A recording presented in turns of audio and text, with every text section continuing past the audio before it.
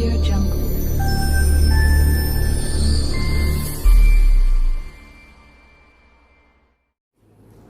Assalamualaikum warahmatullahi wabarakatuh. Perkenalkan, nama saya Nes Apri Budianto, Sarjana Keperawatan, Magister Keperawatan, dengan nomor induk dosen 0214048201. Saya mengajar di Prodi D3 Keperawatan Fakultas Kesehatan Universitas Muhammadiyah Pringsewu, Lampung. Adapun riwayat pendidikan D3 Keperawatan, S1 Keperawatan dan Profesi Nurse, dan Magister Keperawatan. Pada kesempatan ini, saya ingin menyampaikan salah satu tridharma perguruan tinggi, yaitu di bidang pengajaran. Di Prodi D3 Keperawatan, saya mengampu mata kuliah keperawatan medikal bedah. Selanjutnya, saya akan menyampaikan mata ajar ini berdasarkan prinsip Dehimpre, interaksi, dan asesmen.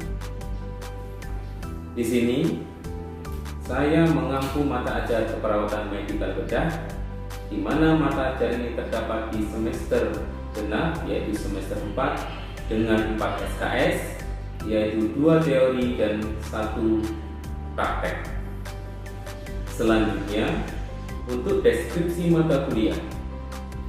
Mata kuliah keperawatan medikal bedah ini membahas tentang masalah kesehatan yang lazim terjadi pada usia dewasa, akut maupun kronis, yang meliputi gangguan fungsi tubuh, mencakup gangguan sistem pernapasan, kardiovaskuler, pencernaan, perkemihan, oleh berbagai penyebab patologis seperti peradangan, kongenital, neoplasma, trauma, degeneratif, serta manajemen perioperatif dan penanganan psikologis pasien dengan penyakit kronis. Adapun capaian pembelajaran meliputi capaian pengetahuan, capaian keterampilan umum, dan capaian keterampilan khusus. Adapun capaian pengetahuan, yaitu mahasiswa mampu menguasai konsep asuhan keperawatan medikal bedah. Selanjutnya, untuk capaian keterampilan umum, mahasiswa mampu menyelesaikan pekerjaan berlingkup luas dengan menganalisis data serta metode yang sesuai dan dipilih dari beragam metode yang sudah maupun belum baku, dan dengan menganalisis data. Kemudian yang kedua, menunjukkan kinerja dengan mutu dan kuantitas yang terukur. Kemudian, untuk capaian keterampilan khusus, mahasiswa mampu menguasai konsep asuhan keperawatan klaim dalam rentang sehat dan sakit dalam berbagai tingkat usia. Kemudian yang kedua, mampu memberikan asuhan keperawatan kepada individu, keluarga, dan kelompok baik sehat dan sakit, dan kegawat daruratan dengan memperhatikan aspek bio, psikososial, kultural, dan spiritual yang menjamin keselamatan klien sesuai dengan standar asuhan keperawatan. Kemudian yang selanjutnya, mampu mengelola asuhan keperawatan sesuai dengan kewenangan klinis. Selanjutnya, untuk bahan ajar capaian pembelajaran, yang pertama, konsep dan perspektif keperawatan medikal bedah. Yang kedua, peran perawat medikal bedah.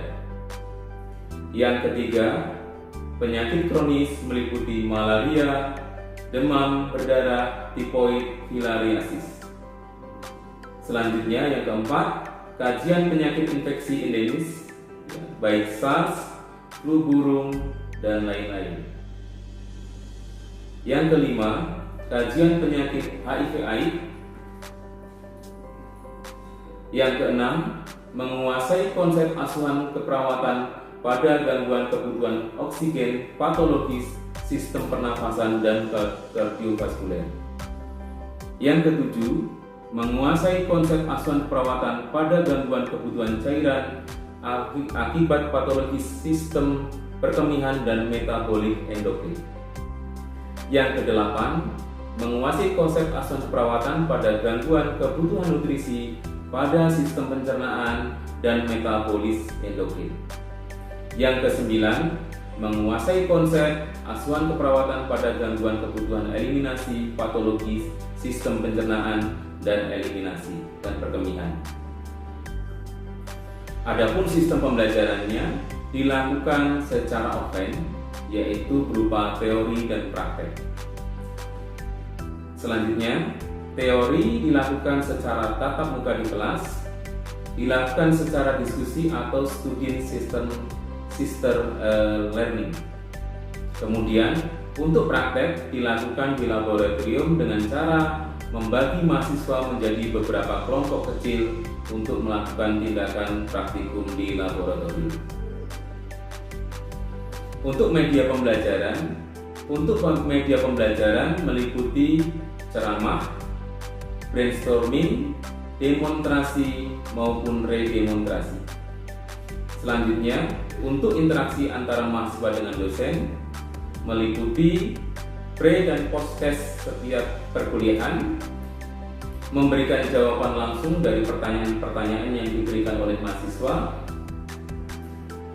membagi pokok-pokok bahasan untuk dibahas dalam diskusi di kelas. Untuk proses pembelajaran, biasanya koordinator menghubungi dosen sesuai dengan jadwal melalui WA atau telepon. Selanjutnya, untuk sistem penilaian meliputi sikap, pengetahuan, dan keterampilan. Untuk mengetahui sikap dilakukan dengan cara observasi. Di sini kita bisa lihat dari keaktifan, kemauan menjawab dan memberikan pertanyaan pada mahasiswa, dan menghargai setiap jawaban dari mahasiswa yang lain. Untuk pengetahuan, yaitu dengan dilihat dari penguasaan materi, ya, berupa pengumpulan tugas atau kuis, kemudian ujian tengah semester dan ujian akhir semester. Adapun kaitannya dengan keterampilan, ini dilihat dari kemampuan atau skill keterampilan ketika praktek di laboratorium ini. Untuk bobot penilaian, penilaian rata-rata untuk penugasan adalah 30%, kuis 25%, penilaian ujian tengah semester 20%, penilaian akhir semester 25%. Semua sudah tertera di RPS pembelajaran yang sudah disampaikan kepada mahasiswa. Adapun untuk revisi pembelajaran berupa referensi termutakhir atau buku-buku keperawatan medikal bedah maupun sumber-sumber yang lain baik webinar maupun seminar. Demikianlah penjabaran dari mata kuliah ini. Saya akhiri. Wassalamualaikum warahmatullahi wabarakatuh.